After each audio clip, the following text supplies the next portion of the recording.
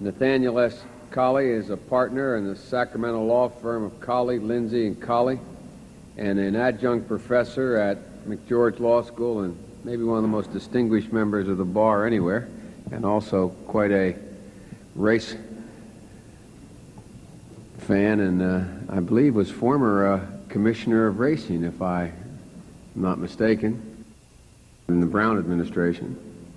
Mr. Colley, it's a distinct pleasure to have you here, and quite frankly, somewhat reassuring. You have been, if I'm not mistaken, president of or national bar. You have been a man of been deeply involved in civil rights issues all your life, and I'm anxious to hear what you have to say about this gentleman. Thank you very much, Senator Biden. It's a pleasure for me to be here also, and I can assure you that I would not be here if I didn't have reasonable cause to believe that Judge Kennedy will be an outstanding member of the Supreme Court of the United States. Well, first I went to Tuskegee in Alabama, but I went to Yale, but I went there because Stanford didn't welcome black people then. Columbia had a quota, and Harvard was too far from Harlem, so I went to Yale. But I want to say further that... And if I'm not mistaken, you graduated with distinction from Yale. Well, yes, that's because I want you to know that I'm not from the establishment. Everybody's been asking about the establishment. You sounded like it, though. No, I did not. I'm not a part of the establishment. I was born in rural Alabama, and I represent, I think, something special in America, and that is you can come from anywhere and go anywhere if you really try. And I came from rural Alabama, where I was unfit for picking cotton from the very outset.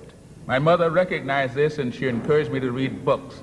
And of course, that was very important in my life, because I ended up as an officer in the Army, for instance.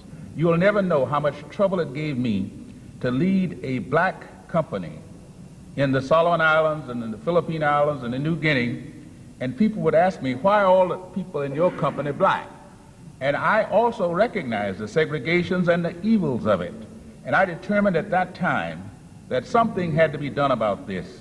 And so I made the bold move of deciding to go to law school. We have to realize that this business of not joining clubs which discriminate is a part of a new enlightenment. This hasn't always been the view in America.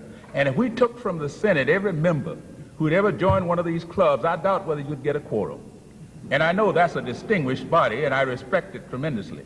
So I don't think we need to take the past and transport it into the present and say everybody who did not have the views 10 years ago that we have now is some sort of bad person. That's bad reasoning. Thank you very much. I'm going to limit my 5 minutes, quite frankly, to you, Mr. Colley, not because the others aren't important, because quite frankly, I know of your deep commitment, and not that others aren't committed, but I know personally of your deep commitment to the issues that quite frankly trouble me most about Judge Kennedy, and that's why it's out of no disrespect to the rest of the members. I listened to you speak once when you were aware of my presence, I suspect, and once when you were not, about civil rights and civil liberties. And so I have a, if you mean what you say, and I know your background and record indicates you do, it's of some consequence to me that you would be supporting Judge Kennedy. Most civil rights organizations, and I believe you were, weren't you at one time on the board of the NAACP, or? For long as time goes back almost, for over 20 years, and I still am. Most of civil rights groups have either abstained from taking a position, not because they're reluctant to take a position, because they're uncertain, as I read it, or have some few have come out against, not the NAACP, but have come out against the judge. And some of his decisions are hard for me to reconcile with some of the rhetoric that he uses in his speeches. Not that there's that many speeches, but in his speeches about the spacious phrases. And it's clear from everything we found in our investigation, your testimony and his, that he has fully, fervently, and completely embraced Brown and all that it stands for, Brown versus the board. But it's less clear to me that he is, for lack of a better word, sensitive to some of the more sophisticated means by which discrimination is undertaken, not only against blacks, but against browns, against women, against minorities. And just use the remainder of my time, the next 3 or 4 minutes, and tell me about, if you can, what he's like in Sacramento, and whether or not, as Joe Rao said, ask somebody who knows him. I would say to you that Mr. Kennedy, Judge Kennedy, has never done or said anything that I know of which would indicate that he harbors any kind of racial or ethnic bias. If I can interrupt you, I don't think anybody has ever indicated that. The concern that, I'll just speak of my concern. All right. The concern that I have is that, like many prominent, honorable, decent, and intelligent members of, for the lack of a better word, the establishment in various communities, are never reluctant to remedy an injustice toward an individual.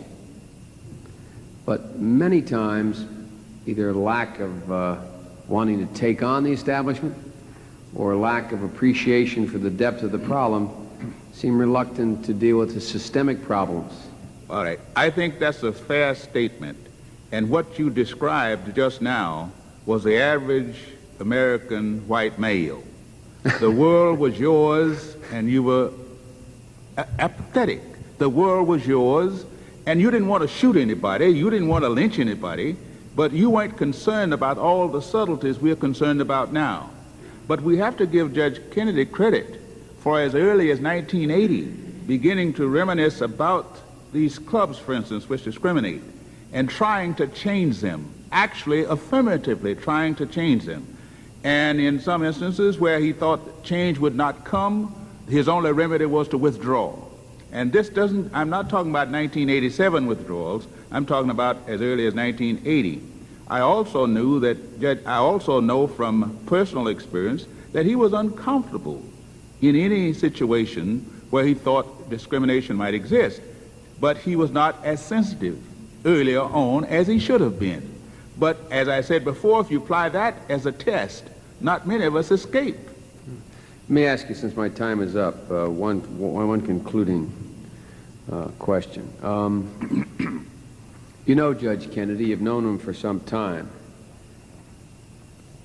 Is he the kind of man that, after having gone through this process, will have, in your opinion, will at least spend some time contemplating what was said about him? Will he have listened to what I thought was just quite frankly very, very articulate testimony by Ms. Hernandez? I mean, is that the kind of thing he listens to?